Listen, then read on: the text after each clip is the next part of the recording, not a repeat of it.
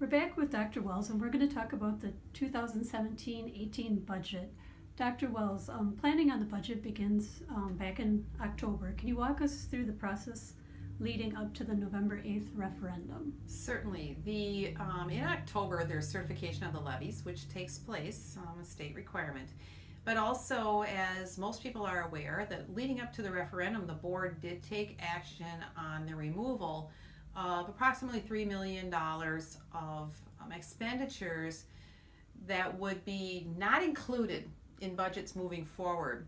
And the reason, again, just as a reminder that the board did that, was to be prepared should the referendum not pass. Obviously, if the referendum doesn't pass, the district is required to submit a budget that can be achieved, and so the board took action to remove those items. So that brings us up to where we are today. So the items that were previously slated to be removed, are they automatically reinstated with the passing of the referendum? Certainly, those items that were removed now will be carried forward.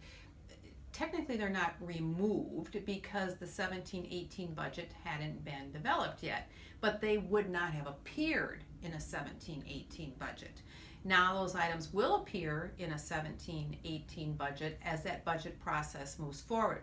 Certainly the board could, within its purview, decide to change any item within the budget if it's no longer relevant or necessary or something changes or whatnot. But at this time, I received no feedback on that, and that those items will be included going forward in the budget for 2017-2018.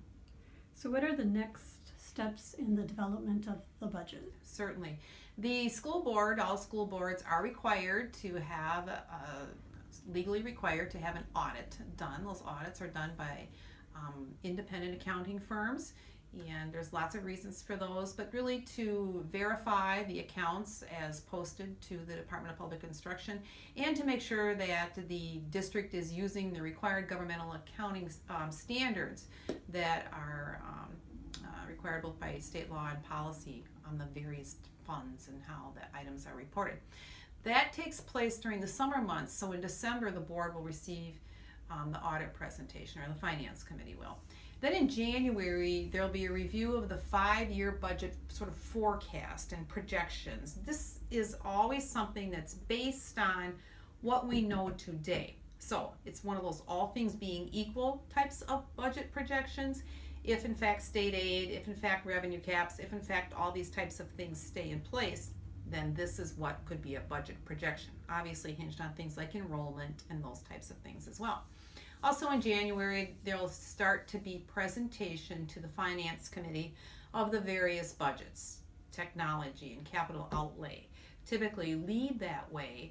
Those presentations to the Finance Committee will continue until June, when they'll have gone through the majority or all of the major budget areas of the district, special ed, food service, those types of things.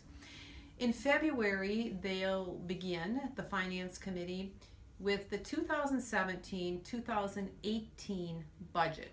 So it'll be information for the Finance Committee. There'll be any updates that have to be inserted in there over the prior sort of process or review. There'll be discussion of that. That whole presenting the Finance Committee with the 2017-2018 budget, that actually continues all the way into September. As more information is provided to the district, as more information becomes available, if there's any legislative changes, anything that happens like that gets provided and gets put into those budgets. In June, however, Board of Education will be asked to take action on a preliminary 2017-2018 budget. Again, it's preliminary because budgets aren't finalized until after the end of the previous school year. All of the special education tuitions, all of those types of things have been accounted for, and the first enrollment period of the school year is also accounted for. So we do kind of cover 2 cycles of budgeting. Once that happens with the preliminary budget approval by the Board of Education, then in September there will be some final budget adjustments and discussion of when we should have the public hearing. And then that culminates in October with the certification of the levies, and the entire process starts over again. Thank you, Dr. Wells.